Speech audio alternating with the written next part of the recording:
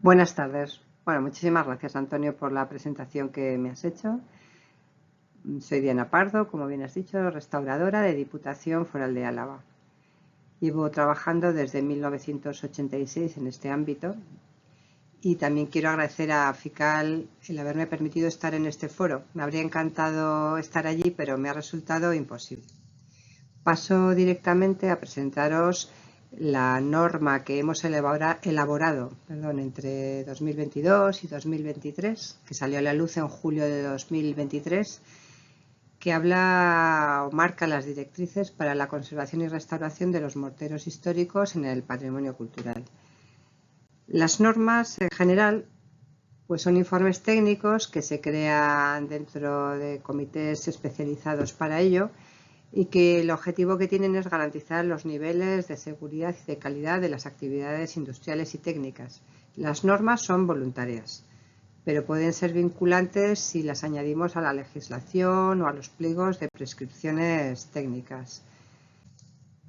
La norma que voy a presentaros tiene 9 apartados, que voy a ir desgranando poquito a poco con imágenes para que se os haga más digerible y además que pueda serviros y seros práctica para su uso en vuestro trabajo.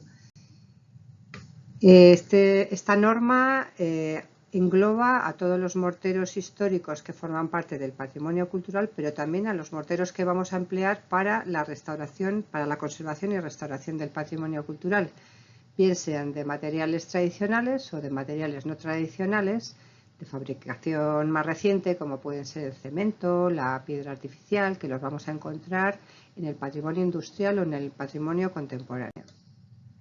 En el apartado número 2 hay un elenco, hay una enumeración de todas aquellas normas que hemos consultado, que están relacionadas también con esta norma y pueden seros de utilidad. Y en el apartado número 3, términos y definiciones específicos que hemos empleado en esta norma y que nos parece que pueden ser también útiles, como puede ser qué se considera bombamiento, qué son fisuras y grietas, qué diferencia hay entre ellas, qué es un maestreado y muchos otros términos. En el punto número 4, pues los principios generales que rigen esta norma, pero como idea principal sería que el conocimiento es fundamental para trabajar y para conservar los morteros históricos de nuestro patrimonio cultural. ¿Qué debemos conocer? Pues las alteraciones y su origen, qué naturaleza tiene este mortero y también los soportes que lo sustentan y la compatibilidad que hay entre ambos. En el apartado número 5 hemos hecho una clasificación de los diferentes morteros atendiendo a su conglomerante, aglomerante o áridos, o bien por su función constructiva, su tratamiento de acabado, o en el caso de los morteros de conservación-restauración, su uso en el patrimonio cultural.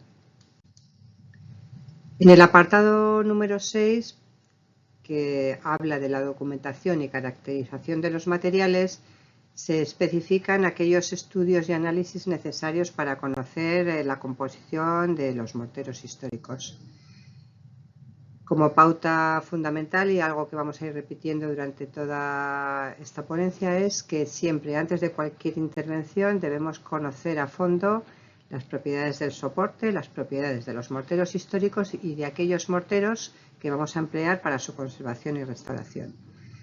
Ir a los archivos históricos puede darnos datos interesantes sobre la elaboración de los morteros y también la documentación fotográfica histórica nos puede dar datos que desconocíamos hasta ese momento. Hay que siempre tener en cuenta, en lo que respecta al soporte, cuál es su naturaleza química y mineralógica, cuál es el grado de alteración y de cohesión, el grado de humedad, la presencia de productos o elementos ajenos a él.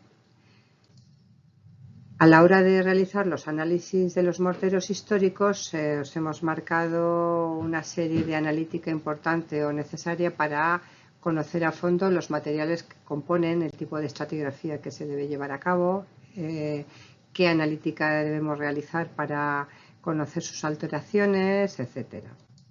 Y todo esto será fundamental para elaborar los morteros de conservación y restauración. que fundamentalmente tienen que ser estables y compatibles con los morteros históricos que vamos a conservar. En el apartado número 7, pues encontramos en 4 grandes grupos cuáles son los procesos de deterioro de los morteros, que serán, los clasificamos aquellos que son debidos a pérdida de materia, como puede ser erosión, picado, etcétera, aquellos debidos al aporte de materia, como pueden ser costras, pátinas, aporte de colonización biológica, etcétera. La alteración cromática debida a cambios en el material, cambios cromáticos en el material, a pintadas, grafitis, etcétera, o a la deformación y rotura, como el que veis en la imagen, que está totalmente separado del soporte original. Ya en el apartado número 8 os hablamos de la intervención que se llevaría a cabo, cómo debe ser la intervención que se lleve a cabo sobre los morteros históricos.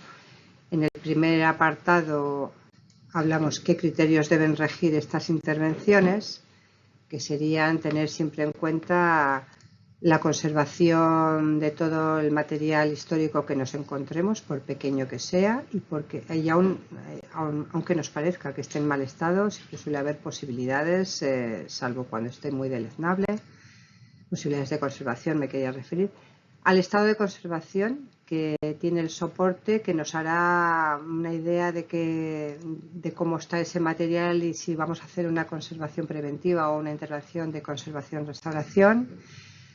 Nos interesa saber, como hemos dicho ya a menudo, el conocimiento de cómo fue ese objeto, cómo ha sido su evolución histórica para tomar decisiones a la hora de la restauración actual.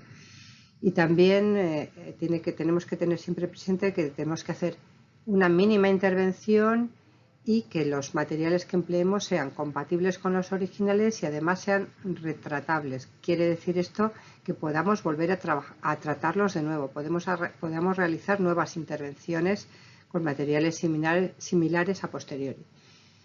Es importante también que siempre tengamos en cuenta que hay que estar controlando y revisando aquellos edificios con morteros históricos que hayamos intervenido, y esto la mejor manera es el control, la revisión periódica que se marcará en unos planes de mantenimiento, y también abogamos por el uso de las técnicas tradicionales a la hora de trabajar en el patrimonio histórico. Todo esto vendrá recogido siempre en una memoria final en la que se detallará con gráficos, con fotografías o bien por escrito todo aquello que ha ido sucediendo en los trabajos. Pasando ya a las fases de intervención, estos 9 puntos que planteamos detallan también las fases fundamentales de la intervención en los morteros del patrimonio histórico. En cuanto a la limpieza, bien, pues habla de los tipos de limpieza que pueden ser mecánicos, químicos, acuosos o bien método láser.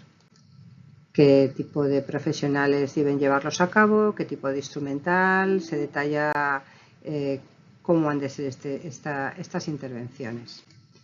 En lo que se refiere a la eliminación de los agentes causantes del biodeterioro, también, pues qué pautas debemos llevar a cabo para realizar adecuadamente esta eliminación.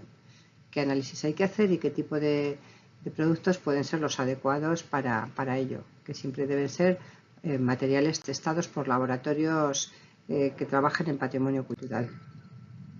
En lo que se refiere a la eliminación de sales, pues lo mismo, qué tipo de sales podemos encontrar y además cómo han de ser estas eliminaciones de sales. Normalmente se tiende más a la eliminación de las eflorescencias mediante cepillados y no intervenciones más profundas, pero si fuera así también se describe cómo debería llevarse a cabo. En lo que se refiere a la consolidación superficial de los morteros, pues también qué tipo de materiales, cuándo se debe realizar y qué tipo de materiales debemos emplear. En lo referente a los rellenos y los sellados, pues también cómo han de ser esos rellenos, cómo deben ser, por ejemplo, esas inyecciones de cal, de lechadas de cal, pues como qué tipo de materiales debemos emplear, cómo han de aplicarse, etcétera.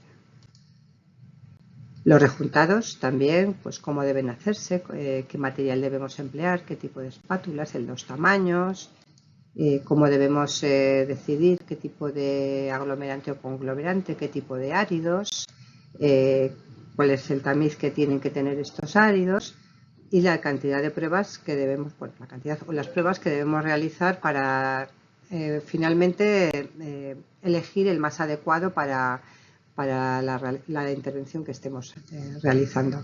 En lo que se refiere a las reintegraciones, pues es importante que sean solamente cuando son necesarias y cuando sirven para proteger el patrimonio, nuestro patrimonio, cuando son para proteger el bien que estamos interviniendo, como el ejemplo que veis aquí, que es una intervención todavía húmeda, pero que está protegiendo ese borde. Y lo mismo en el caso de la protección e hidrofugación. Cuándo debe hacerse, qué analítica hay que hacer previamente y qué tipo de materiales son los adecuados para ello.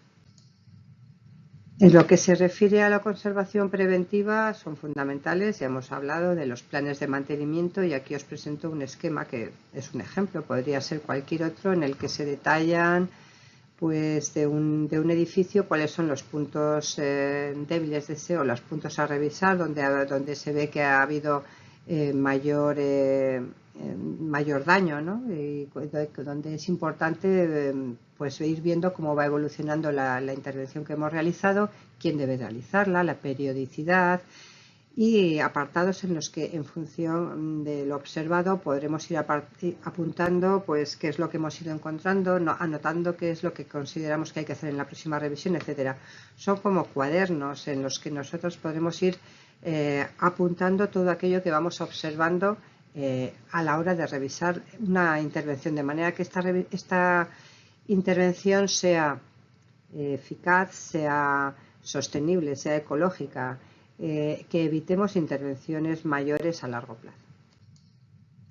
En el apartado número 9 está la bibliografía que hemos utilizado para desarrollar, para redactar esta norma y que quizá pueda seros también de utilidad, porque eso es bibliografía interesante, que habla también sobre la cal, sobre morteros de cal, inyecciones de cal, etcétera. Y bueno, por otra parte, sin más, muchísimas gracias. Espero que pueda ser útil para todas y para todos. Creo que las normas, aunque no sean obligatorias, pueden aportarnos, pueden servirnos de guía a la hora de marcar el modo de realizar determinadas intervenciones. Y bueno, espero que le echéis una ojeada. Un saludo. Muchas gracias.